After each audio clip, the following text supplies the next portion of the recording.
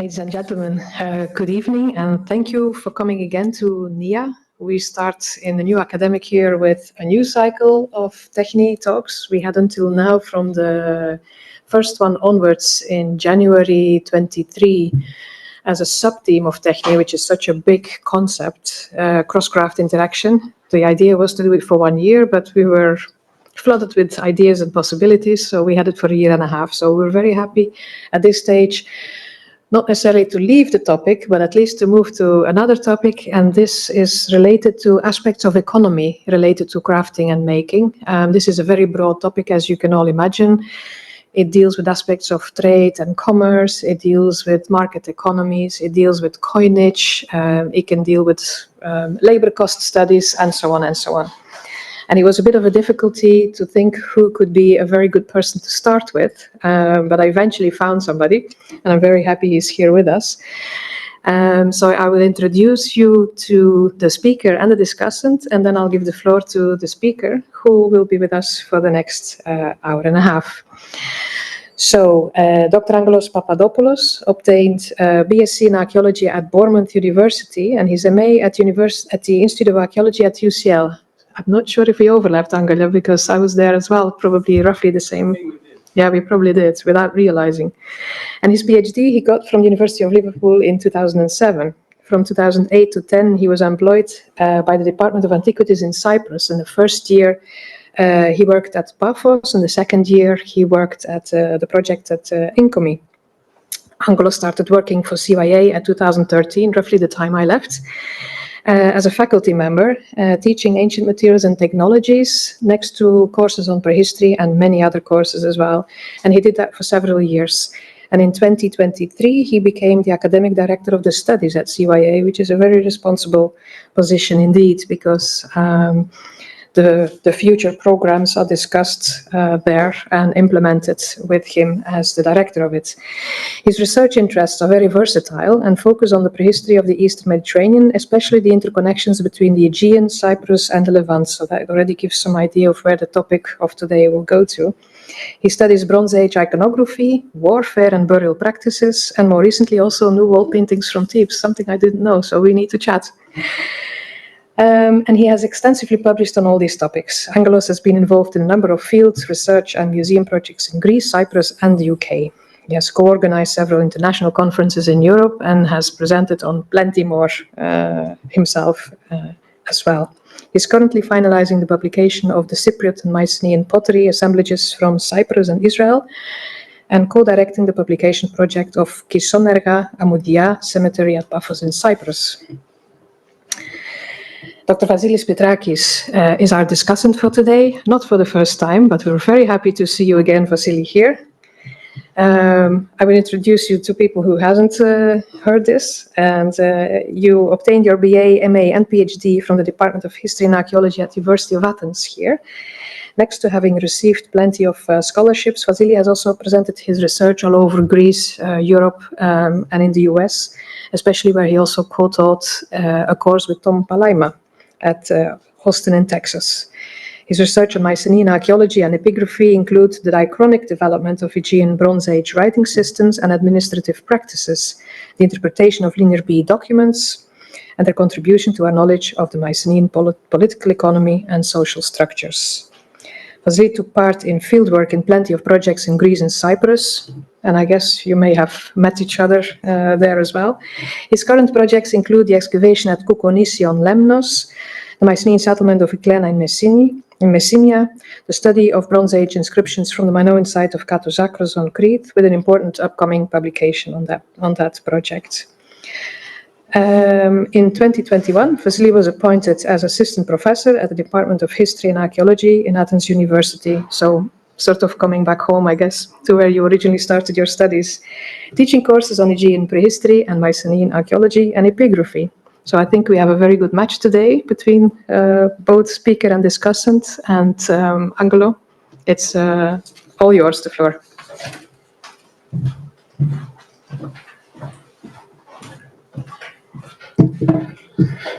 Right. Hi, everybody. Hello to those who are online as well. Thank you for coming, and thank you so much for the kind words and the extensive short bio. and I'm really honored to be here. And I have to say that it's something that has been prepared for this lecture only. I've been meaning to do this for ages.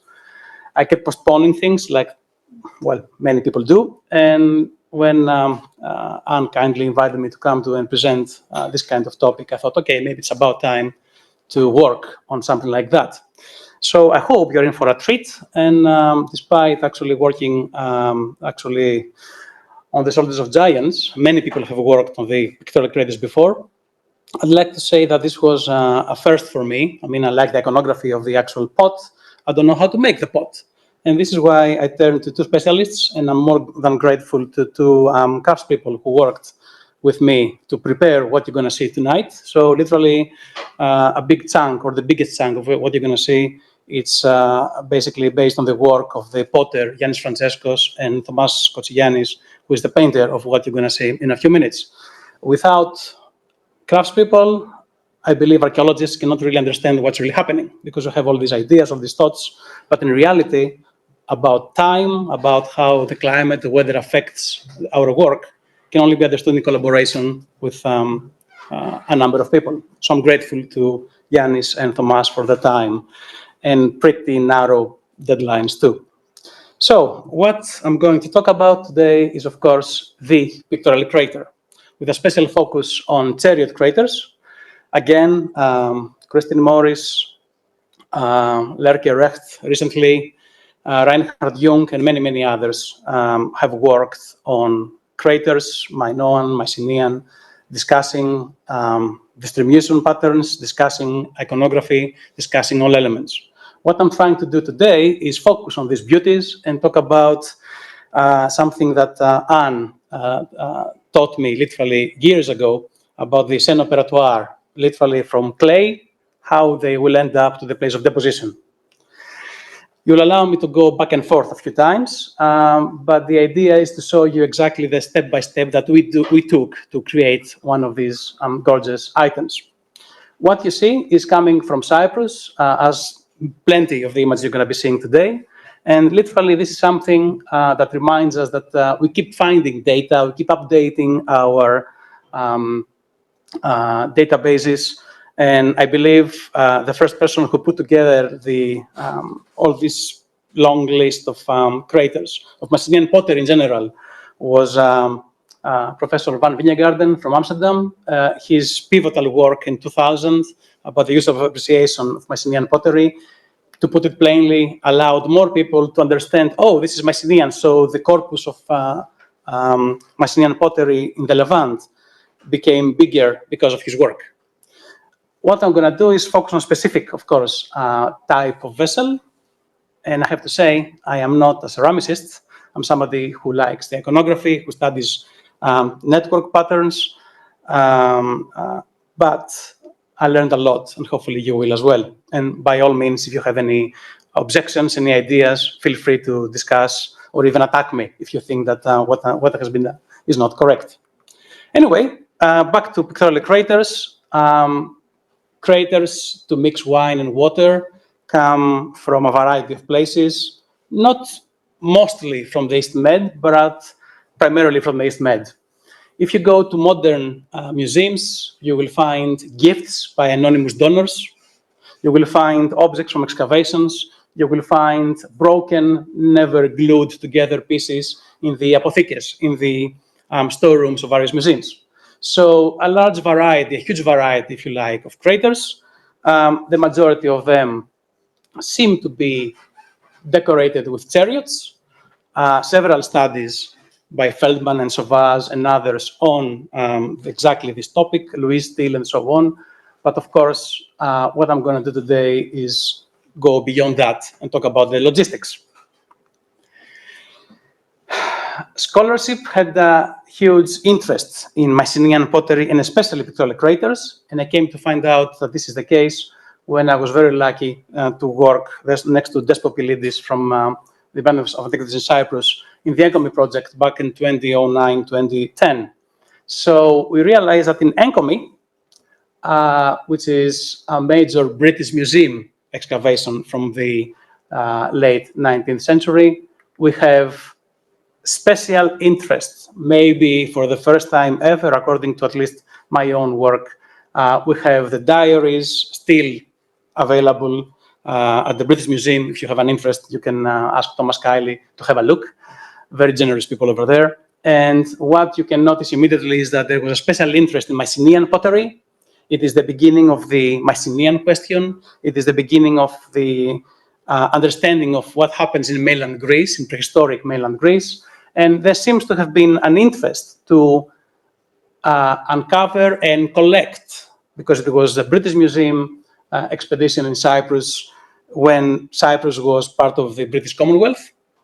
2/3 for the British, 1/3 for the local Cypriot, if you like, government to keep. And the lion's share, if you like, ending up in the British Museum, still visible today, contains many craters. And clearly there was a tendency to look for golden jewelry and Mycenaean pottery, and especially pictorial craters.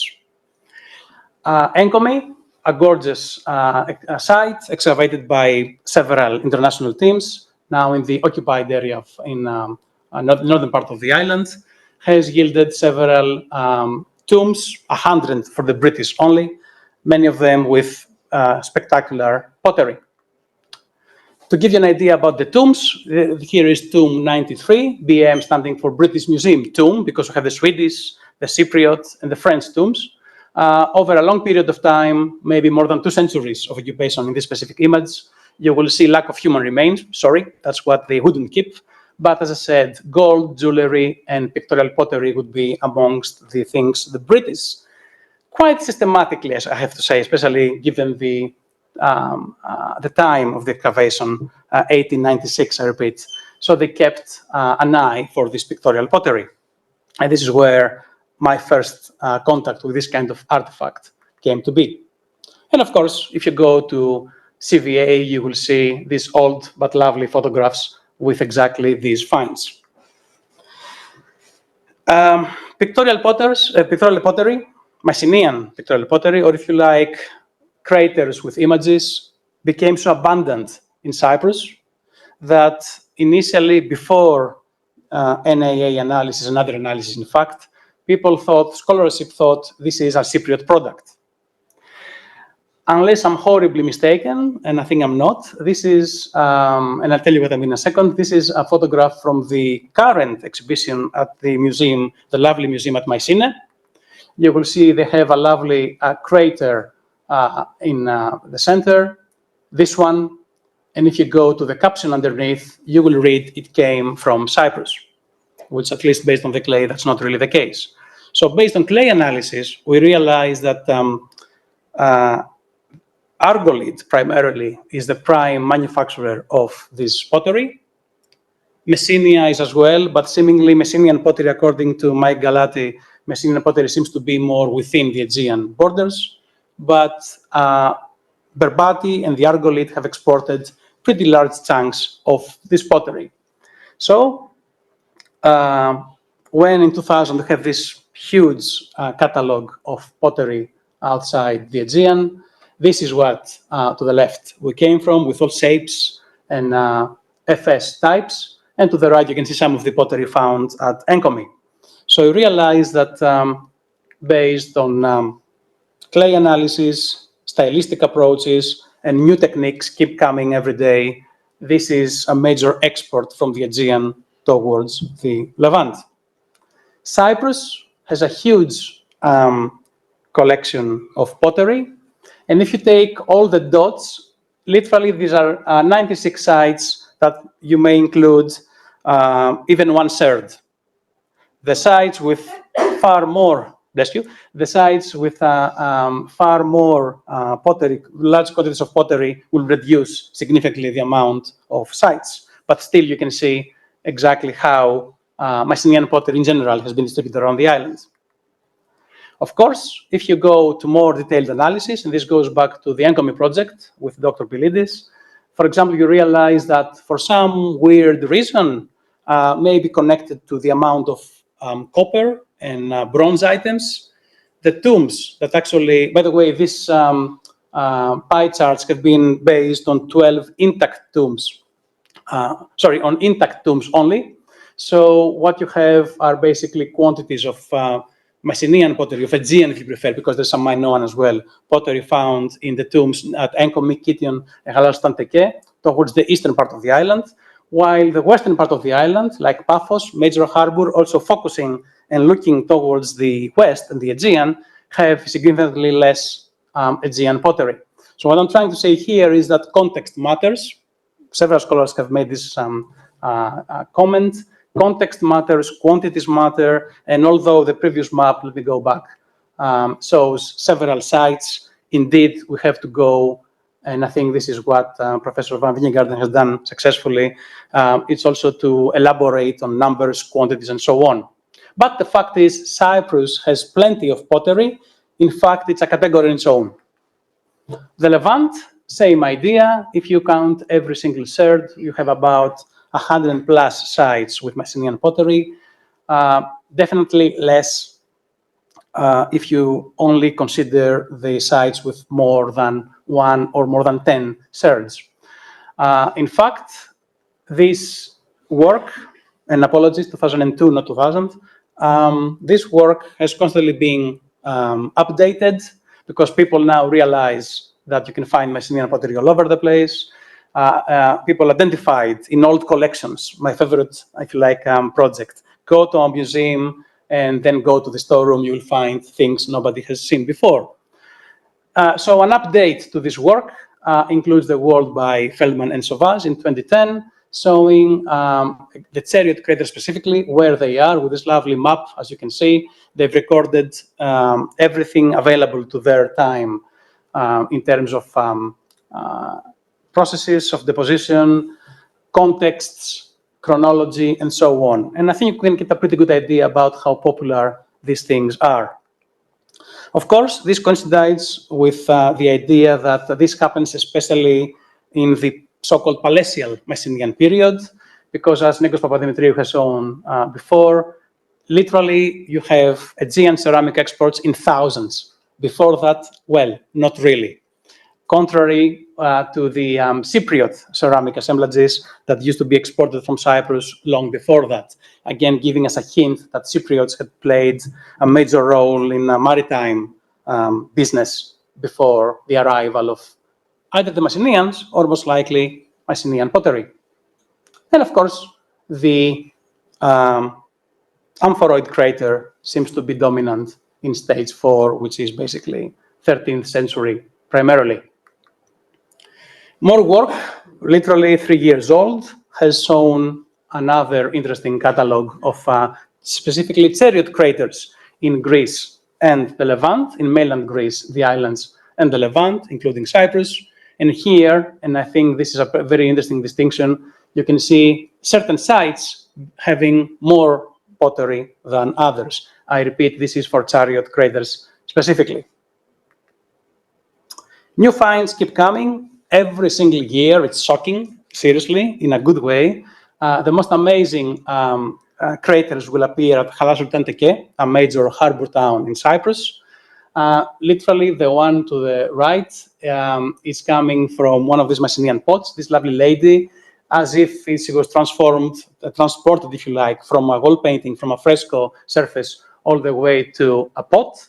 And this reminds us that A, you haven't found everything about the repertoire of the Mycenaean pictorial, if you like, program, and B, there are more things to be found. Literally 1 or maybe 2 craters alongside amazing quality of Cypriot, Aegean, and Palestine, and other appears in Halassultan-Teke every single year. So we have a lot to learn from these places, from this place, apologies. This will give you an idea. Literally, I'm taking these very informative graphs. I'm not going to focus much on them, but of course, late Helladic 3A all the way to 3B1 seems to be the time span of the craters, seems to be the time that initially in Greece, but gradually moving towards Cyprus and the Levant. Pictorial craters and chariot craters seem to be quite a favorite thing to export, and especially the amphoroid shaped crater. What's really interesting is that at the end, if you make a sum of all the chariot craters, in that case as well, put together, you have a pretty interesting graph about quantities and about almost an equal balance between, so far, find spots in, quantities of craters in Greece versus Cyprus. Our own work, many of it, much of it unpublished until the time of the project back in 2010, and the subsequent volume in 2012, I believe it appeared, at ENCOME for the Cyprus Museum share only, because, as I said, 1/3 for the excavator, 1/3 for the owner of the land. The British Museum bought the land, so they were both owner and excavator. Took the pottery in and other finds in London. 1/3 that stayed in Cyprus showed us about that amount of pottery, and you'll notice that craters, no, they're not 47 amazing craters. I wish they're surges. Some of them may be joining, but the majority is not. So we have estimated about 47 craters from all periods appearing in the ENCOME CM share. And again, if somebody tries to make an absolute, complete, exhaustive catalog of that, well, good luck. Things keep coming out. Speaking of provenance, Zuckerman and his team, again and again, have been working a lot on neutron activation analysis. Hans Mommsen, Penelope Mountjoy have dealt with this extensively, and others, of course, and seemingly the majority of the sites that have yielded Mycenaean pottery in the Levant, especially in that case in Israel, seem to become receiving their pots from the Argolid. And my question is, okay, fine, how? Before going to the juicy part about how, what it takes to make, distribute, and eventually consume one of these vessels, let me show you something that triggered my senses years ago when I realized that seemingly, the floor is open to discussion, of course, certain pictorial themes on the craters appear exclusively in the Levant. They are Aegean-made, most likely in the Argolid. They are the all familiar shapes and sizes, but the iconography is very weird. Or if you like, seems to be, at least on pottery, very, very much made to be exported. And the word clientele most likely seems to come to mind. Like this male figure with hounds. Okay, maybe not the best quality ever in terms of painting. Obviously, many hands, many painters worked on this. But for example, to the left from ENCOME, you can see what seems to be a procession, question mark, of archers or even boxers. While to the right, you have a master of horses. Not the first time you see something like that in the Levant. Yes, Cyprus has a huge, repertoire. And I think the majority of the interesting, almost unique images come from Cyprus, at least so far. Boxing scenes, okay, maybe on the bottom right, you can see something very Aegean. This is found at Mycenaean. We think it is a boxer, especially the muscles, if there's anything like this. But in any case, that's an unusual scene. And although the majorities are chariot scenes, we do have the occasional boxer from Mycenaean. But it's Cyprus, again, that has two more and maybe a third more coming of boxers or wrestlers appearing over there. It's not the quantity. We don't have so many peculiar images, but these peculiar images seem to come primarily from the East. And this is the interesting point. Apologies for not the best quality ever. This is from CVA, Corpus Vasorum Antiquorum, and I want to take the whole thing because I couldn't see the actual vase on time. So you can see here the procession, if you like, crater towards a seated figure. Some of the figures on the top wear the same robe that you see charioteers wearing, also carrying a sword. So that's a very alive scene. It's a very wall painting, very fresco, if you like, scene on pottery. But again, you may have similar scenes on gold rings, for example, in mainland, but you don't have them on pottery. Again, this is striking, at least to my eyes. Even processions of women, we have them in Thebes, we have them at Tiryns, but not on pottery. This is the one from Kalavassos, Agios Dimitrios, that I found some years ago. And again, it's quite interesting. And if you add, for example, from Kourion, Episkopie Bamboula, the pretty weird story of this excavation, of the excavation of this specific vessel, it was found partially by the British at Kourion and partially by the UPenn excavators some years later. And anyway, the long story short, this piece has been brought together. But you can see, for example, women holding lilies on what seems to be windows or doorways. You don't see these things in the Aegean, at least not yet. But to play a bit of devil's advocate, what you can see here is maybe an exception to the rule of you don't find them in the Aegean. And you see from Evangelistria Cemetery in the Argolid, a guitar, a lyre player, which is equally unique, at least in terms of crater painting. You may have them elsewhere, but not on craters. So this is only to keep us on our toes that maybe there is more that we haven't found yet. I'll be very happy to see new data coming from the Aegean. I wanted to show you this couple of slides in relation to clientele. Pottery, and again, I repeat, I'm not a specialist ceramicist. Pottery seems to be an object that moves around a lot, but not everybody likes it. So already from 3rd millennium BC, in the so-called Anatolian trade network, you see this Depas amphikipelon type coming from the Troad. It's found all around Anatolia and in most places of Greece. The southernmost part that was found is Akrotiri on Thera, is actually Thera in general, but not in Crete. They don't like it. They haven't found it. It's highly unlikely that nobody identified this type of pottery in Crete. Iro is here with us. Maybe you have a different view about that. I'll be very happy to be proved wrong. But it's one of the case studies that, at least based on published data, there seems to be a neglect of this kind of pottery. Again, bringing to mind the idea of the clientele. Cretans prefer other stuff, not this kind of pottery. The same thing, and this has been bugging me for years, the Cretan middle Minoan pottery, the famous kamares, egg shell thin, lovely colors to be found so far in Miletus, and in one place, literally one place in Cyprus, at Karmi, found in a tomb in the north.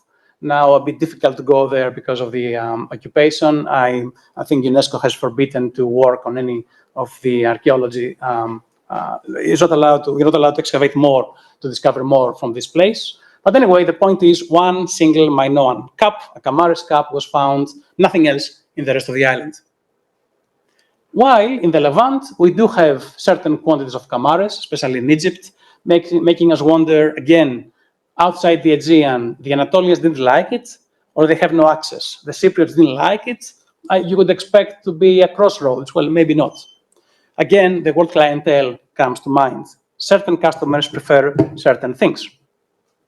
Of course, we can talk for a long time about interpreting pictorial pottery, find spots, elite quarters of the town, or not. And this is what I'd like to do, because I realize time passes. The question is, fine, so much pottery, so many fine spots, so many new things. How on earth these things moved from one place to the other, how long it took, and basically how they're made. So I thought it's a good idea to work on them and see how we can actually approach the question. And the question is, of course, pretty clear. You have the production stage, the distribution stage, and the consumption stage, which probably is the thing I'm going to deal less during this talk. So I learned a lot in the past month with Tomas and Yannis, and obviously this is a pilot study. Hopefully this will evolve something bigger in the near future. Funding, of course, wise. It's a matter of how much time we can afford.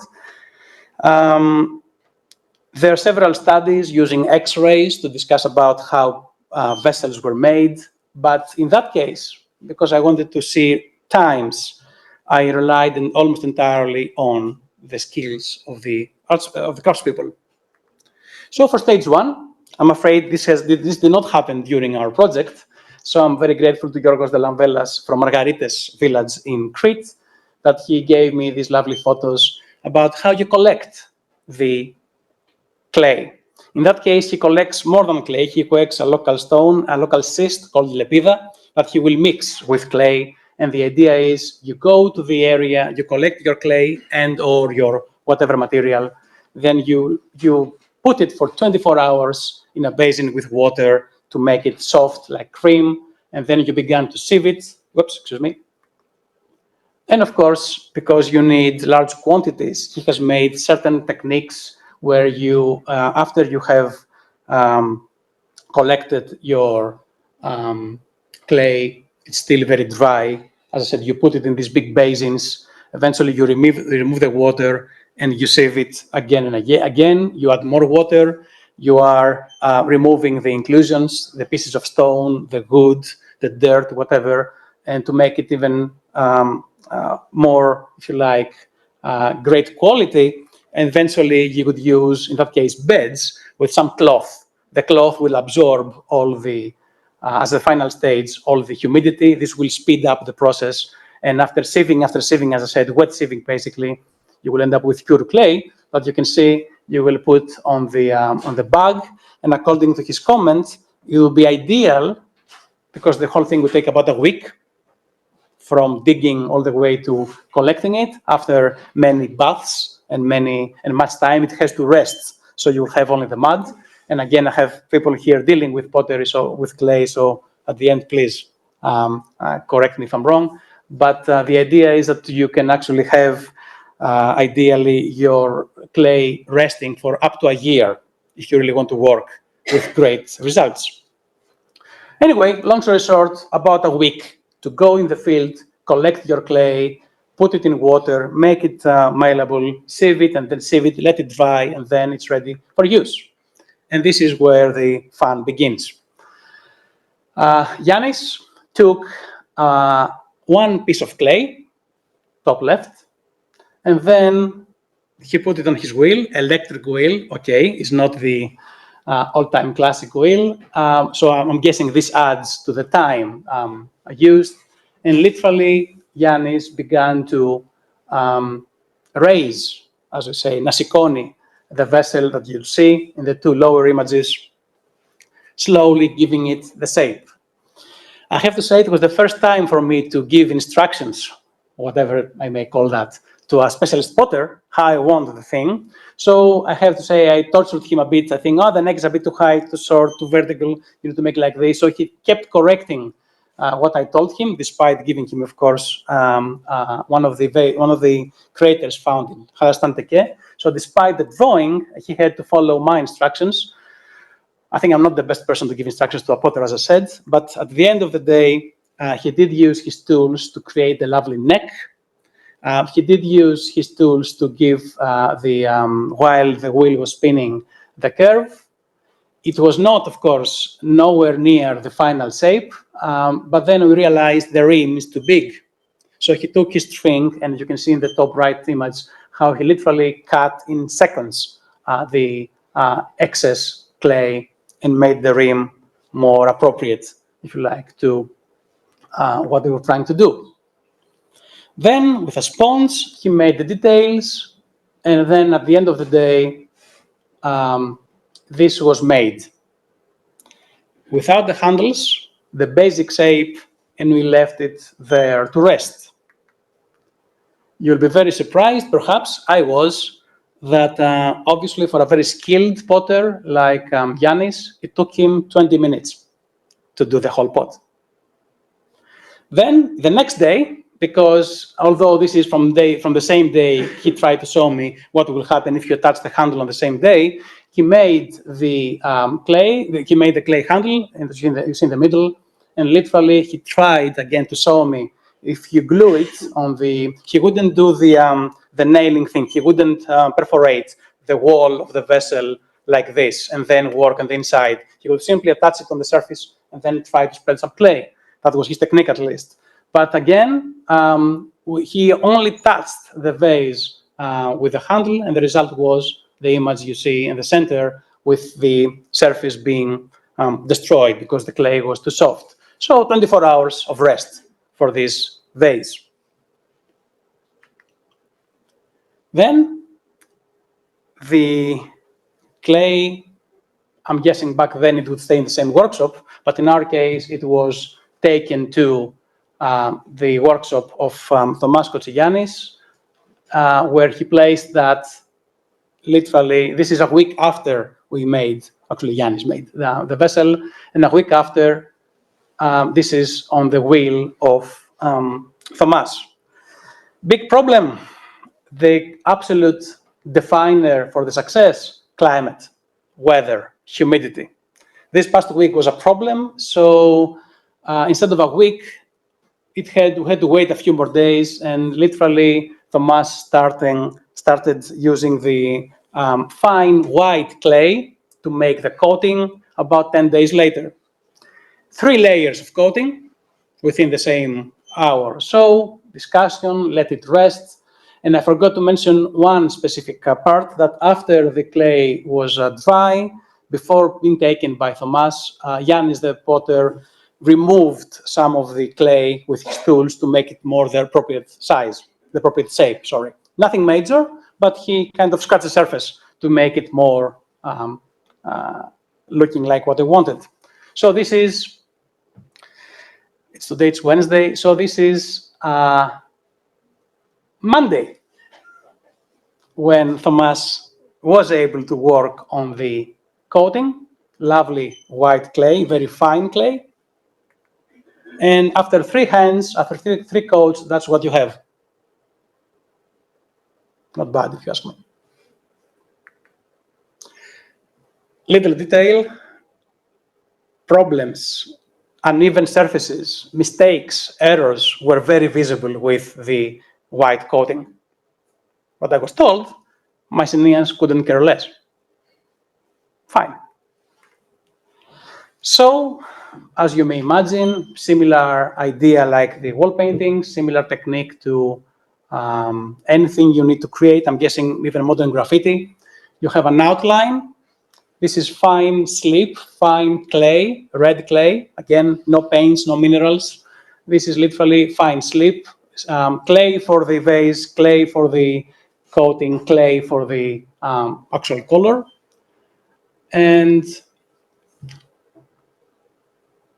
Thomas was given a drawing, and he tried, because this is what he does, make an absolute copy of what he saw. I insisted, don't worry, lack of time, don't worry too much about it, I'm happy with the chariot. No, he insisted I should do it the right way. And the right way it was. Slowly you can see to the left the 2 images of his brush, creating the colors that you will see at the end, filling the body, filling the void, horror vacui for those Mycenaeans. They wouldn't like empty spaces, the charioteers, the wheels, and not only. A lovely person in the middle walking ahead of the chariot. Same scene at the back, the box of the chariot, the 2 passengers, plants, and of course, again, horror vacui, endless designs and shapes to fill the void. And is, although not fired yet, you'll allow me to show you this beauty. It's here. It's not fired, but it's extremely hard. I was very surprised to see this. So I'm guessing the camera is here. So you can see exactly what Thomas has done. And again, I'm more than thankful for that. He has worked on this. All the photos are from this project.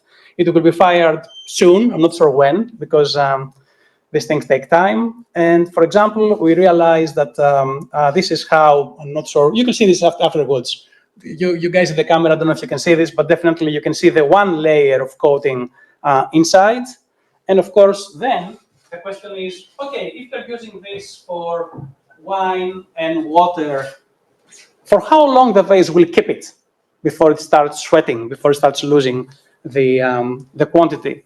And I'm guessing this has to do with how great the coating is, with how great the paint is. The paint works as a protector of these walls. Definitely, our potter suggests there must have been some loss over the years, some sweating. So basically, you would see the liquid outside, not dripping. I'm not talking about losing wine, but definitely the surface would not be very dry on the outside. The potter would say it will be dry forever. The painter would say, nah, it would be sweaty forever. Maybe you can try that afterwards. I do not know. We'll see. But the fact is, these were part of a dinner set. Studies have shown that these come together with drinking cups, and whether those people in the Levant followed the Mycenaean drinking party ideas, or they had their own ceremonies, or simply they would like an exotic object like that, sometimes connected with chariots. The fact is, this gorgeous object was a very popular product for those consumers in the East. So no firing yet. Maybe I'll let you know with a post-lecture email about what happened. We expect the red color to be a bit more brown, nothing major, no major changes. How on earth they would distribute those things? Not with a taxi. And that's Thomas taking the vase to his place. I have to say, again, several studies in archaeology were more close, if you like, to patterns and distribution. And nowadays it's very popular to study exactly these interconnections. And for example, Nicole Hertzfeld has studied ages ago these Cypro-Minoan marks, either engraved on the handles or painted, usually underneath, or even inside the vessel with slip. And these were most likely marks that they need to get out of the Aegean all the way to the Levant. So that's a very simplistic, wrong drawing. Slide. You see Mycenaean pottery traveling from the Peloponnese to Cyprus. Obviously, we wish it was so simple. And that's why I insist this is a pilot study, because I have more questions than answers after checking how much work has been done on sailing patterns, weather conditions, winds, currents, GIS, list, cost, path analysis. The list is endless. Of course, we know all that about the Uluburun wreck and how you usually go in the Mediterranean anti-clockwise from the mainland down to Crete, down to Libya, Costa Costa to Egypt, then go all the way up between the treacherous waters between Cyprus and Turkey, Anatolia. You may sink, as several shipwrecks are there, before you reach Rhodes, Carpathos, and the Aegean again. So that's the standard, if you like, archaeologically based approach. At the same time, we need to consider the quantities of pottery. You don't find Cypriot and Mycenaean pottery, the predominant, if you like, beautiful, gorgeous, exotic pottery found in the Levant. For some reason at that time, in the late Bronze Age in the Levant, they have pottery, yes, of course, but nowhere near as colorful or as pictorial as their imports. So depending on how you want to break down your major harbors, how you want to quantify the assemblages of pottery, certain places have more than others, leading Carol Bell discussing 4 different zones of interaction. Sometimes with Mycenaeans directly, she suggests, sometimes with Cypriots directly. Of course, several other studies, several scholars, too many to name here, have discussed exactly how these things move. And of course, you can make several maps with the distribution of goods, which I believe another popular object is the stirrup jar, usually containing aromatic olive oil. What I found out over the months, over the weeks actually, is that you cannot travel easily according to the map. Our view of the sea as a flat entity is horribly wrong. It's not only the weather, and this is why I had to go back to Grandmaster Fernand Braudel and read about his holistic approach and how the Venetians, for example, would not allow anybody to travel between November and January because of bad weather. Or even he mentions Hesiod, where he says that Hesiod mentions that in the summer you travel, in the winter you become a farmer. So obviously you cannot do the traveling all 9 or 12 months out of the year. Maybe 9 is more than okay. But again, as you can see, there are certain paths, certain areas you can go ideally in certain periods more than others. And just like the Athenian movement of the Pentelic marble all the way to the Parthenon, you cannot do it in the winter because of muddy roads and the carts will stuck. Equally, you cannot do maritime traveling throughout the year. You can do certain times, certain months, certain weeks, certain destinations. And not only that, the prevailing winds or going against the winds or against the currents definitely have an impact on the length of your trip. And if you talk about economics, and I wish we were in Syria because these guys have good records of in minas and shekels of the values of objects. We don't have them in the Aegean. And that would be very nice, for example, to calculate the costs of supplies for the crew during a trip. But on the other hand, you don't want to go, most likely. I'm not a sailor myself, which I was, but I'm not. And maybe going against the wind, unless it's absolutely necessary, means that you will spend more time, more resources, more likely to have an accident or an attack by pirates. And then you realize, how about inland routes?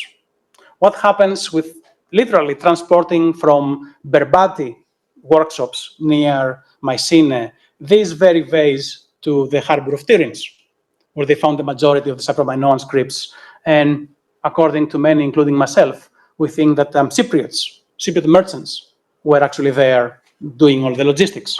But irrelevant for the logistics, there is a boat waiting for this vase to take it to, let's say, modern-day Israel. So caravans is maybe the best answer. Let me go back. Of course, the Assyrian trade colonies, a few centuries before that time, have amazing records. I'm so jealous of these people. Have amazing records about fees. They have letters, the senior merchant to the younger merchant, giving him advice, don't take the side way, take the main avenue, because A, you will be most likely be attacked by raiders. B, if you take the main route, you will be protected by the guards, special individuals of the local king. And C, if you take the side road, the king will not be happy because he wants his fees, his tolls. Then you realize there are fees for inns, where hotels looking like features would actually accommodate the caravans. According to Silk Road studies, on an average terrain, no more than 10 to 12 miles per day. And I'm not even talking about how on earth you pack these vessels. If you're using leather, too expensive, cloth, too expensive. Do you put them in bags with straw? We don't really know. But again, how these vessels survive the boat trip and then the caravan trip. But regarding economics, time and resources have to include studies on caravans. Maybe the easiest part of all, and I'm coming to an end slowly, consumption. Obviously, the find spot plays a major role, many tombs, especially in Cyprus. Some domestic contexts, not very clear. Philip Stockhammer, Reinhard Jung have worked a lot on these objects, on these finds, from a variety of sites in the Levant. Whether these were meant to be seen or to used by locals when found in domestic contexts remains unclear, but why not? It is, after all, a dinner vase, your china, your good china. And as you can see, Cyprus has a preference to have those objects buried with Cypriots than in the Levant.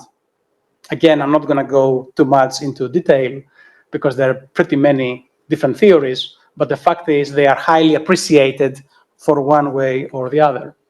Just to remind you what a wealthy tomb looks like with what seems to me a Mycenaean krater in the center with a boxing scene. And this reminds us, by the way, but that's another story, that most likely when the Mycenaean palaces, workshops working with palaces, that's the other end of the spectrum. We don't really know who makes these vases and what's the connection with the palatial authorities of Mycenae in the mainland.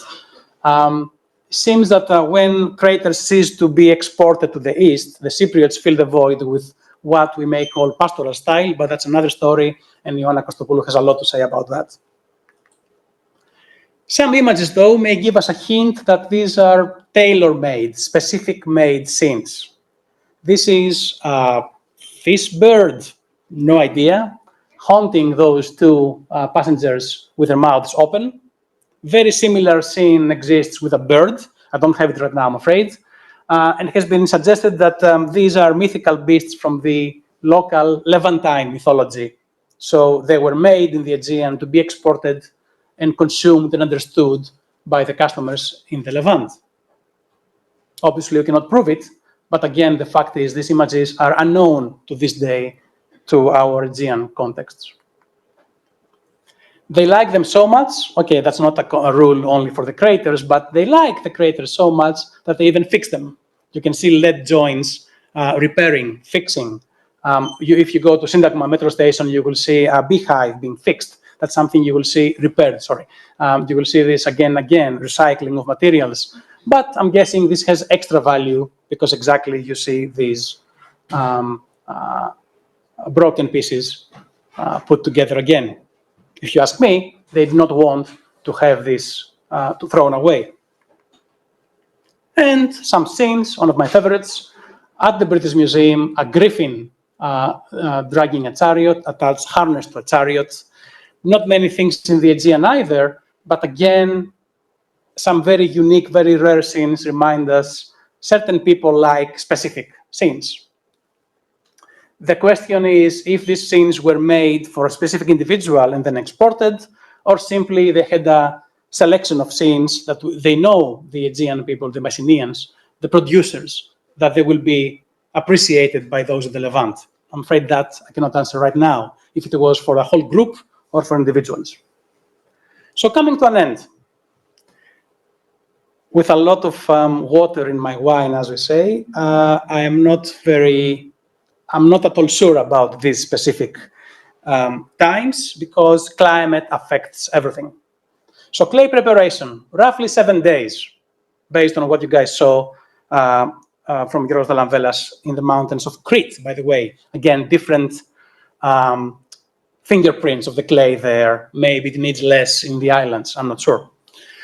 Making the vase, including waiting 1 to 2 days, let it dry for about 7 days in average, depending on the weather. In a lovely, warm August day, although it was very humid this summer, may take less. Coating, you can do it in 1 day, in 1 morning actually. And painting, it took from us 6 hours to make this decoration. And I know he did it in haste, so maybe it was more than that, but it took him about 6 hours. Then you let it dry, it depends. Ideally, it would go into the kiln without any humidity, and it takes 12 hours roughly to be kept in the fire, which brings another cost concern. Wood, olive wood is not good enough. You need almond tree, we need pine tree, right? Anyway, it takes about 20 days to have this vessel, including firing. Then, here comes the fun, how long it takes to take it abroad, i.e. outside the Aegean.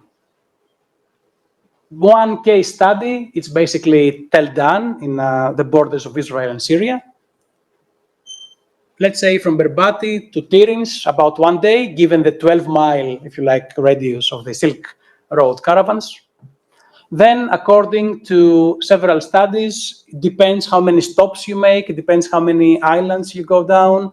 I'm not even talking about going from Crete down to Libya. This will take far more time, but if you go through the islands in a good day, in a good, actually, month, it can take 20 to 30 days, but feel free to challenge that, as I said.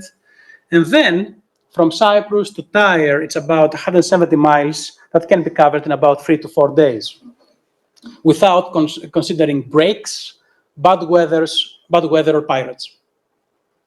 And then, my favorite, as it comes to be, for about 22 kilometers from the harbor of Tyre, which is the closest to Tel Dan. It would take about 2 days to go from Tyre to Tel Dan, where they found this lovely vase. And to be honest, I'm not even considering time staying in the storage.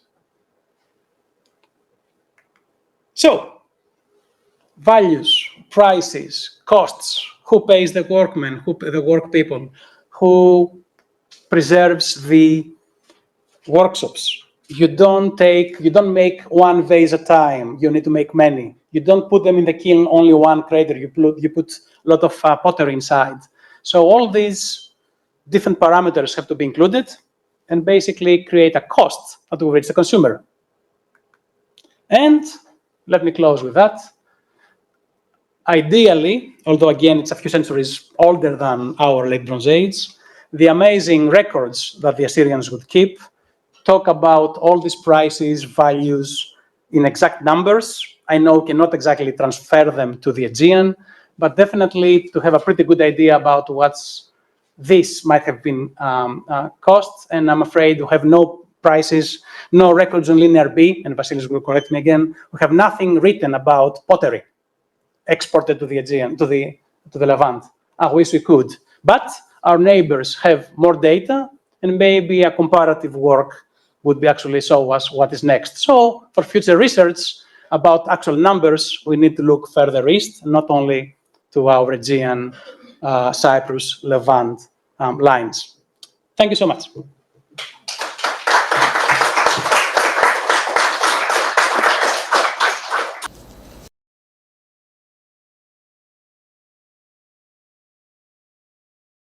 Thank you so much. You raised so many topics and so many different problems in all this. I mean, you touched upon the logistics of production and then mobility. You used distribution, but perhaps mobility is a better term to use. We used to think of the mobility of these artifacts, and we took so much time qualifying this, but you tried to quantify this, which is also very important, in line with work by Chris Monroe and others that are trying to do that by examining the bulk of the ships that would be used to take all this and the maritime routes and all these aspects of the logistics. But you followed that through the chain of operatoire, as we call it, but then after the end of that, towards the ultimate goal, which is very well documented to be perhaps what we call tentatively the Levantine market. Mm-hmm. Not really sure if we could use the term market for this. I'm sure you will have many questions. I have my own.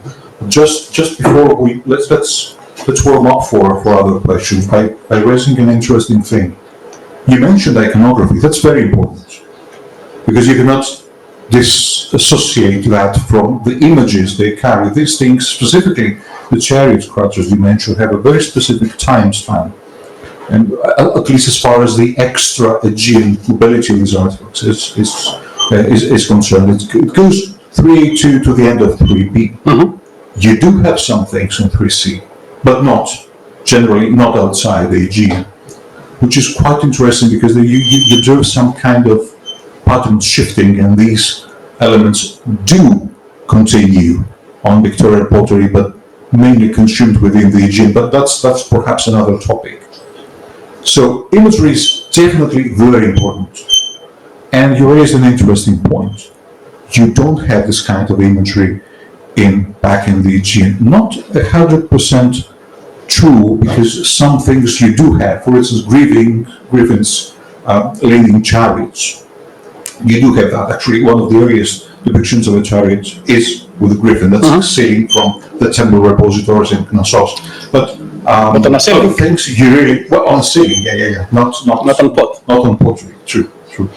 But in any case, you don't have much of pictorial scenes on Neopalatial pottery anyway. So that's an interesting thing, because it would lead someone to assume that there was some kind of knowledge, how vague, how inaccurate, we cannot really tell, at the place of the production of these things, which is consistently shown to be the Mycenaean Barbate chemical group. So, any thoughts about what this would mean for the acquaintance of these motifs and the significance? Do they simply say, okay, we will draw this because this means X to us, but we know they like it, and that's as far as they can go? Or is there something more intimate going on? Do they have any kind of knowledge of the significance of these things? For instance, we know they like chariots, and sometimes you find contextually other chariotry or horse-related things with these craters, specifically in Cyprus, in the Cyprus mortuary context.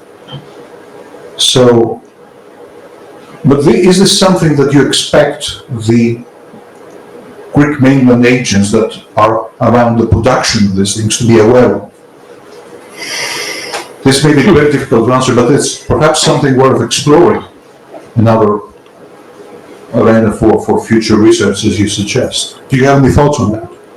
Yes, what you just said is that it's very real. We do have chariots harnessed to griffins even before that.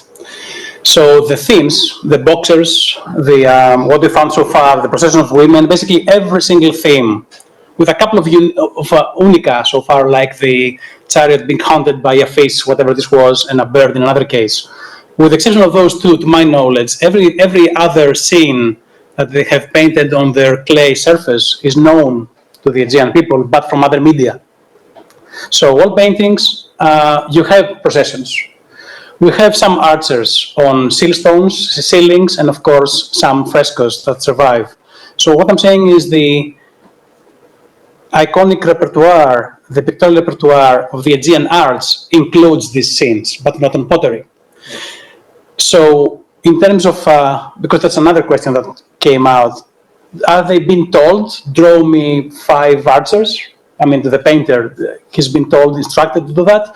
Well, this person most likely has seen these archers before. But my very modest, my humble opinion is that somehow, and I'm not sure how the information has been transferred on documents, on images, they knew that in the Levant they like this kind of iconography, which is archers, boxers, hounds, and so on, definitely chariots. So I think they're simply, again, it's very impossible to go beyond that, but I think very simply they instructed the painters, give me these themes. We know they like them because they kept buying them, I guess. And then they simply exported them. This is my other question. If the specific scene with the griffin and the chariot went to a specific individual who was buried with it at the end, or it was simply sent as an interesting theme to the Cypriots. So personally, I only think that they were instructed, make us these wall paintings, these ceilings, these other scenes we see elsewhere on pottery, and send them there, as plain as that. Exactly if they knew why they are appreciated, that I do not know. I don't know if I answered your question. Anne? I think, Vasily, you really hit an important point. The iconography plays a crucial role in this entire story. And I was just thinking about the question you raised in relation to the discussion, Angelos, whether the scenes were painted on the demand for a specific customer, or whether it was a more general thing that they knew what was expected and therefore they were painting it. I would like to bring this in relation to 2 points. 1 point, there is a long discussion, as you all know, related to the use of image books for wall paintings that may have circulated. This may well have been the case as well for the pictorial pottery. Stencils or copies on material that has not survived. And secondly, the question whether it's for a specific customer or more like a batch, I would be inclined to say more a batch, so in agreement with you, for the simple reason that there is no guarantee that if a pot is ordered by person X in Hatzor, and I say this on purpose, because you know why, that it will actually arrive in Hatzor in one piece. So if it gets there broken, and Hazar has a lot of broken pieces of pottery, Mycenaean pottery, then the person has been waiting for potentially a long period of time and doesn't get his pot. So who's going to pay for a broken pot with a very specific scene on it? So my feeling is it's batch material, and the potters in the workshops know what is expected, and potentially experiment with stencils, with copies, with templates, with picture books, and so on. We'll produce batches for the mere reason that to have a management of potential loss during the... Yes, and also to be able to please the customers in the East, because of course they know what they want. So I would imagine that they paint for customers in the East specific scenes, and make, of course, more than enough to make sure that there is enough to be able to sell in the East, because a certain amount will break no matter what. If I can just add one thing, although we consider what you rightly said about they may not even get what they ordered, if they ordered a vase full of chariots or full of ships, whatever. And at this point, it's worth referring to the Diamantis Papadopoulos, who mentioned in the latest Aegean conference how many ships did not make it to the destination. We have no idea how many shipwrecks we have. But the fact is, it's not just one straight line, you go there and that's it. So the risk factor is great. But even for a local consumption, for clay larnakes, we don't know if the boats, the griffins, the octopi, the whatever decoration they had were made for specific people, which does not include 2 months of traveling by sea. Simply they're made locally in Crete, in Tanagra, whatever. But what I'm saying is, to my knowledge, iconographically wise, even for those very specific contexts, we cannot attribute the iconography of the clay coffin to the deceased, sometimes more than one anyway. So what I'm saying is that's even more complicated for these craters, but I would go with you as the easy way out, and I think the most logical way out. Thank you. Well, that was really interesting. So the pattern begins to be, at least it emerges as something that, okay, we have these things eventually, image and iconography, but not on media that move, either because they can't, wall paintings, or because they simply don't. For instance, seals. The fact that something can move doesn't mean that it moves.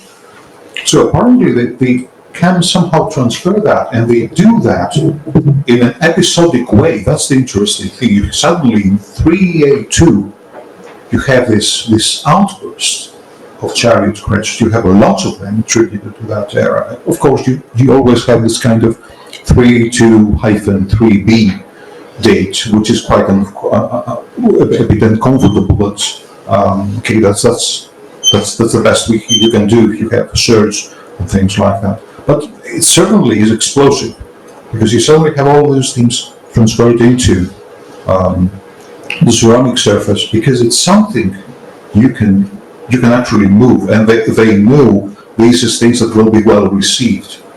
The pot as an item and the imagery on it, carrying all these notions and messages, apparently answering or reflecting some things that they were of, responding to local takes, to local takes at the place of reception as well. Looking at your images, I thought of something else. You showed the Aradipu krater, the one with the enthroned figure receiving a procession. And okay, yeah. Let me go back if I can. Sorry, too many slides. Yeah.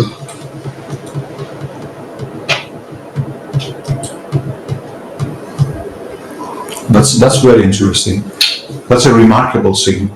I don't think you have another crater in Cyprus that has this kind of scene. It's Not to my knowledge, no. But you do have that in 3C Tiryns. Yes. Which is an interesting pattern of this iconography returning to the Aegean 3C craters. You have some of them. Nothing like the production, the astonishing and very prolific production you have in 3E2 and 3B. But you do have that. And most of these are found on the Greek mainland. While on Crete, as you almost hinted at, but I think it's quite well known, this seems to be a thing that you no longer have when Aegean is at that point post-palatial, and you don't have that carried too much in late Cyprus 3A, but it actually stops in about 2C, something like that.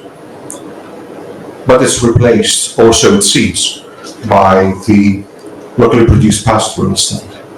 So, if that's really the case, I mean, that appears to be a phenotype in the archaeological record. So, but let me get back to the fact that you have that thing carried on in the Aegean, but not for Levantine market. So it would seem that the rise and collapse of mainland palaces, at least, even if we don't have direct evidence for involvement of the palace in ceramic production, seems to be well synchronized with these great shifts in the distribution and mobility of these artifacts. Namely, the fact that they move, and then the fact that they don't. So what would be your opinion on the Palatian involvement in that? We have analysis showing that the palace does not interfere too much with ceramic production. But again, we should not forget that these are analyses that are made on specific palatial context. For instance, we do have that from Pylus, but Pylus need not be Mycenaean. So do you think this is something maybe we may be missing in Mycenaean in this regard? And of course we have to consider Petz's house and other contexts which seem to be, you have palatial involvement, but you also have evidence for ceramic production taking place within the same area. Do you have any thoughts on that? Yes. My thought is something we discussed a few days ago, the idea that Petz's house and Berbati are the producers, definitely. I'm very happy to consider they are part of the palatial, if you like, agenda of the palatial control to produce pottery for the palaces. But I'm also happy to see, I think you mentioned that at some point, about a possible collaboration between the workshop and the palace of Mycenae in that case. Where the palace, I guess, is needed is to provide the means of transportation to maintain the harbors, to control the networks that during the late Bronze Age, we know this through gift exchange, we know through the Amarna letters and so many other letters, we know that the elites are controlling trade routes, / protecting the trade routes. Without saying this is an absolute fact, especially if you add more salt to the wound by saying that if Cypriots were making their way to Tiryns, then literally, and even they had their own boats, you literally have Berbati sending for 10 kilometers the vessels to Tiryns. I'm guessing the palace is needed to maintain the roads. And then they go on a Cypriot boat and then they're off to the horizon. This means minimum palatial control. But I find it very hard for the palaces who import raw materials, who I believe pay their craftspeople with some rations, basically seem to be involved in the production. I find it very difficult for the palace to be a simple observer. What I'm saying is I'm very happy for the production not to be palatially controlled, but I'm sure that somehow the networks, the distribution, is where the palaces play a major role. The question is how. I do not know how. I do not know if they have, let's say, military escorts or whatever to do these things. But regarding the production, I think it will go both ways, collaboration with the palaces or palatially controlled. But I think that the seas are not free. I think the seas are not open to everybody. And it is exactly where the elites of the Near East and the Aegean lay their hands. But because we were not there, if it has been proved that it was private entrepreneurs, like in Nougarit, you have the 4 major merchants, 2 of them being members of the Marianou so-called class, the chariot class, by the way, that they seem to be private entrepreneurs, and according to the, well, these guys are lucky, Ugaritic texts, they seem to be part of a higher authority controlling the harbors. So individual merchants with some authority and power and wealth are members of the army, if Marianou are members of the army, and at the same time they control somehow the harbor and the maritime activity. I can easily see the same thing for the mainland palaces, but I cannot go beyond it. Sorry, I don't have a direct answer, but I think that distribution is where the palaces can be involved. That seems very logical. I'm just always concerned a bit with things that look very plausible, but you don't have the evidence you would like to have. For instance, I find it very difficult, as you say, to imagine a world when palaces don't have a very strong hand on all these things, especially mobilities. Palaces need exotic raw material, at least, or even exotic artifacts to maintain status for display purposes, for feeding workshops, and we know that they care about bronze.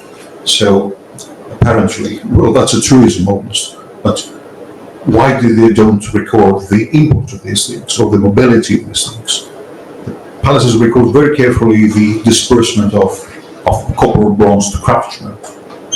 But when it comes to the importing of goods, that's an almost remarkable omission altogether. It's not that they don't record something that, okay, you would say, they don't record pots, okay, but let's not forget, at least that's my impression as an Aegeanist. I'm not an Eastern archaeologist, but my impression is that, well, Aegean pottery, and I mean pottery that's not a container usage, so it's not something that is something that moves as pottery, not because of its content, moves way too much in the Mediterranean in comparison to other classes of pottery, locally made. So there has to be some remarkable appeal that these things had, considering how visually stunning something like that is. You don't have Victorian pottery elsewhere. It's extremely rare. So these things move in the Mediterranean that is dominated by monochrome ceramic wares, and suddenly you have that, something like that. So it's quite remarkable, and it must have been remarkable to them. But okay, so palaces should record things that go out of their system and things that go into their system. But for some reason, they really don't, or so there's something that we're missing, something we don't recognize. That's still pretty much an open question, but so it's not a question to you, it's actually a question to everyone. Why palaces don't record this scale of mobility seems to be, out of their sight, at least, okay, linear B-wise. That's perhaps an open question, not related just to chariot quadrant, but actually to all goods. May I say one sentence only before we open it? Definitely. First of all, I think this is the next best thing after metal vases. So a pictorial krater, in terms of time, effort, symbolic use, whatever, value, if you like, is the next best thing after a metallic, after a bronze. I'm not talking about silver or gold vessels. We have also the Mycenaean castle, very Mycenaean, is also impressive and large. I'm not saying it's the only one. Yeah, don't get me wrong. I'm not trying to promote this over the rest. I'd love to, but you're very right. Anyway, it is one of the top objects to have after metals, I believe. But I want to finish just one thought. I was shocked because in the Uluburun you have 1 ton of tin, which is extremely rare, right? Next to 10 tons of copper, fine. And then for ages, I believe a scholarship, considering this is where Monroe came maybe to discuss about this, a royal cargo, an empire lost whatever, 11 tons of bronze, huge disaster, must have been a very royal, imperial, whatever state cargo. And then in the texts from the 4 merchants of Ugarit, you realize that one of them owns, a single individual owns 600 kilos of tin, which is not half about the size of the tin at the Uluburun. I'm not saying this is the norm, maybe it's the exceptional case, but I'm very much happy to challenge what some of our palatial notions with individuals, because I think individual merchants, individual wealthy, powerful people, maybe were members of the elite, maybe not, should not be stricken out. So I wouldn't be very surprised if eventually the palace would not deal with pottery, but individual workshops would deal with. I'm just saying. Just, food for thought.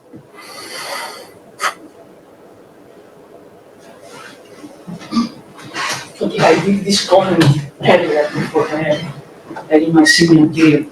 But there is a difference between the palatial jars and this shape, which is, I think, quite interesting. This is an open shape. Mm-hmm. So we don't talk about, because in the case of the palatial jars, we have a closed shape. So the discussion, if, and we are talking about palatial jars, about the shape that it was situated also. So, and in that case, still the discussion, if we are talking about the shape that it was circulated, the shape itself, I mean, its content, it's still open. But in this case, we don't talk about the pot that it was exported for its content, I assume, because it's an open, it's quite wide mouth, the pot. So this is a major difference concerning the thing. Point taken, thank you. So, thanks a lot for the topic you shared with us. What I really found interesting, as you also said, is the fact that we have a shape, but it seems that they made it because they think that they have a custom. They want to say it because of the pictorial, the scenes. So, may I ask, if you know, we are talking about the Mycenaean verbatim workshop. So we don't have, you said earlier, argolith, but then you said about the Mycenaean verbatim workshop. So we don't have craters made from Tyrins, for example. I see what you mean, okay. The first, just to add something more on this, and if you want, then you can, or if you prefer, comment on that. It's okay, but the other thing is, Mycenaean verbatim, as far as I know, is not, okay, we are talking about elemental analysis, isn't it? Yes. Chemical analysis. Yes. Okay. So, it's not a single group. It has subgroups. Do you have any idea if the craters were made from a particular subgroup of the Mycenaean verbatim, or to be honest, I don't have any knowledge about later materials, this one. But I'm wondering if you have any, if you know. To be honest, no, and that's why I realize I have more questions than answers. That's why hopefully we'll get the funding to expand this. No, I haven't really worked on what you do about analyzing the pots, the clays. I know that Mike Galati, and I really want to drag him into this discussion, has done a lot of work on both argolith and Mycenaean clays. But I'm afraid I cannot answer the question. From what I think you also hinted is that I'm not sure about the various sources of the clay, but it's mostly the verbatim workshop itself that is what I focus on, about the place of production. Now, which is of course very close to Mycenaean. I think it would be unfair to say anything more because I'm a bit ignorant, so sorry. It's just, Please. I'm just asking this because, okay, and that's why, thanks a lot for the topic and the fact that you give us the opportunity to hear this. Because as you talk and presenting all this, and you told us about this thing that they prepared the craters with certain particular scenes that are scenes that we don't find on pottery from Greece, but from the Aegean, but from only craters that were exposed to Cyprus. Or so it seems, at least so far, yeah? And I have the impression, this is what it starts, it seems that it starts, this picture starts emerging. I'm talking as a petrographer. I have the impression, also for earlier periods than the one we refer to today, that we have this picture that somebody prepares, a potter made a pot, okay, and he had in mind that he has to export this to somewhere else, looking from the perspective of the clay itself, not the scenes. So what I want to say is, based on my experience on the project I was working, including the analysis of palatial jars. So some of them were imports from Crete, so they were made on Crete, and the clays, the fabrics, the clays that they use to make them, they are Cretan clays, but the certain fabrics were not fabrics that we know them chemically from the large rock monks indeed. So it seems that sometimes for certain shapes they prepared for certain clients, they knew from the beginning that they want to export the product to a customer. And they also exploited certain deposits, clay deposits. But something is weird, and I know this also for productions for later period, because some colleagues said that they found fabrics that are consistent, for example, with the Cypriot geology, but they haven't ever seen such a fabric on pots that we found on Cyprus. Okay. This is what I want. Thank you for highlighting again the idea of the customer and the idea of the export. Whatever was the reason, maybe the very good quality of the clay, I guess, the one you described, maybe it was far smoother than others. But I strongly think that for whatever is the criterion, the image, the shape, and you're right, this is not the content, it's the actual vase. I'm very happy to always see customers waiting for this kind of object. So thank you.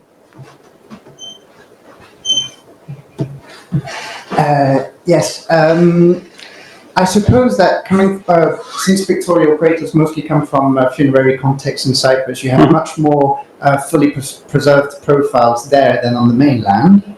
Yes. I was wondering if you had noticed any trend in their size, and if, because at the beginning of your presentation I got the impression there were very small examples, but do they tend to be big, and would that be correlated not only to the capacity and to a more utilitarian function, but also to the decoration itself?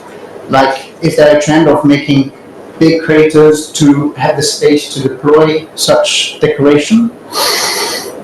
That's an excellent question. I haven't really tried to put a table with the sizes of the vases. They are, I mean, this is about 34 centimeters height. The original, actually another one found at Kourion was 42 centimeters height. They're not major differences. That's, I think this is an average medium size vase. I don't recall from my time in Cyprus, I don't recall any huge differences. It's not like you're gonna find, speaking about amphoroid craters specifically, right? I don't really see much of a variety. Obviously, the bigger the vase, the more surface you have to decorate and maybe make more scenes. But my gut feeling, strictly gut feeling, because it's a really good thing. I mean, apart from weight, we also need to check a table with sizes, so thank you for that. But my gut feeling is that it didn't matter that much. I think that whether you have, okay, it plays a major role for the painter, and I remember Thomas measuring the distance from the neck to the base to calculate the space, the canvas you have to paint. I really think that is not a huge difference, because I could only consider, I'm not sure about the volume, you can have more wine in a bigger one. I don't know if this even mattered according to what you said a few minutes before, what survives and what does not. I think the only thing that the real implication of the size of the crater has to do with the iconography. But on the other hand, again, I think this is very openly vague on purpose. We do have, this is the case as well here, we do have, cases where, there you are. In this case, the legs, the hooves of the horse are on the band, like framing the scene. On the other side, and that's an exact replica, they go beyond. I don't know whether this is a mistake or artistic license, or they realize the stencil is wrong, and oops, I have excess size. So, I'm scared to death every time. Don't look at me, so I'm playing with it. Every time I'm saying, okay, let me not drop it. I really think that it only matters for the iconography, but then the iconography seems to be not careless or reckless, but seems to be free in terms of limitations of the surface. So if you ask me, I don't think that size mattered, and but of course, I've never done anything myself with volume So I need to check that, and thank you for the hint. So maybe in a year, I'll be able to say more.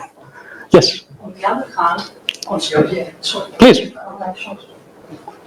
On the other hand, concerning what you said now, comment on the lecture, somebody could easily remove, for example, if I drew something like this, I realized after I made the animal, the legs are too big.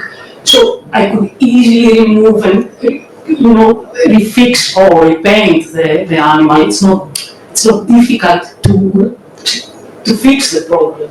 So, as you said, maybe they just wanted to, they didn't care a lot, or they wanted to be free, as you said. Technical question. Can you really fix the mistake? Can you erase the clay? The only thing is, I don't know if you said there is also incision on the outline. You incise the outline. No, this one, okay, in this one you can see a kind of a whitish line. This is afterward, but no, there's no incision.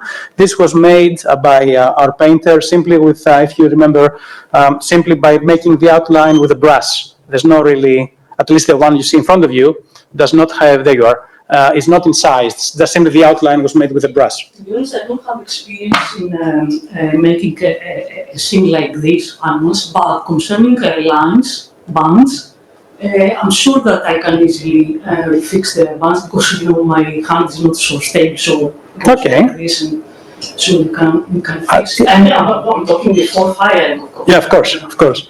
I don't think they care. I mean, even the bumps you see on the surface looks that they're fine. In fact, sometimes the images are so grotesque. Not this one, this is lovely, in case Thomas is online. But sometimes the painting is so lousy with my modern standards that makes you wonder, okay, you have this exceptional clay. You gave the shape of this gorgeous, curvy vase. And then somebody comes and makes a very bad drawing. What's the criterion? But still, they sell it. Concerning this exceptional clay, maybe you have to rethink it's exceptional. Okay, very good quality clay. Is this better? Again, you're the specialist. It's a clay, but it seems that they like to prepare pots with that. I'll change my term. And concerning the cost you referred to earlier, maybe as Anne commented, maybe they had to make them in batches. And so that means that they reduce also the cost and the labor investment, because if somebody prepares massively pots, he or she can do it much faster after 20 pots. You do the process much faster than if you do the shape now, and the shape we make it after 2 years, for example, or something like this. So you can reduce the cost and the labor investment with some tricky things you can do. Or, for example, I cannot imagine that they fired just one pot. No way. Many pots. Even if they were not craters, the fact that somebody can fire a crater together with 200 balls, for example, this reduces, in any case, the cost of. That's an excellent comment, thank you. And I want to add something that there's so much data. I mean, maybe I can write a book one day. But for example, I was told by our painter that when he paints his vases, not this one, he would have like 5 next to each other. So he would work literally with 5 different vases at the same time, exactly for the reasons. I mean, you're waiting for the slip to dry, then you move to the next one. So simultaneously, he could do 5 copies. So you're very right. This one was made just that because of time speed, but that's a pretty good comment. Thank you. And then you said that he prepared this in 20 minutes. The potter. After how many efforts? I mean, this is the end of the story. But he started early in the morning, late in the afternoon. No, he did it in one go, one effort only. Although he's an archaic classical potter, he would do it very quickly, but he's been doing this for like 25, 30 years, so I'm guessing. Thanks. Thank you. So thank you for the excellent discussion, very interesting points, and I think that's testimony to how stimulating all this was. So thank you, Angelos. Thank you. And thanks to our audience live, both live and online, of course, for the kind words and comments. So But let me join me in thanking Angelos again for this really, really interesting and stimulating lecture. Thank you so much. Thank you. Thank you for coming. Also from us at NIA, Angela, thank you very much. It was very stimulating. We'll have a short reception upstairs. Also, thank you, Vasily, for facilitating the discussion and filing all the questions. It was great to work with you again.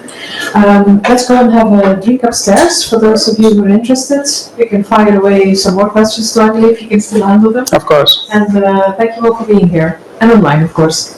Thank you. If you want to come closer and see this beauty, by all means do it. I mean, come on.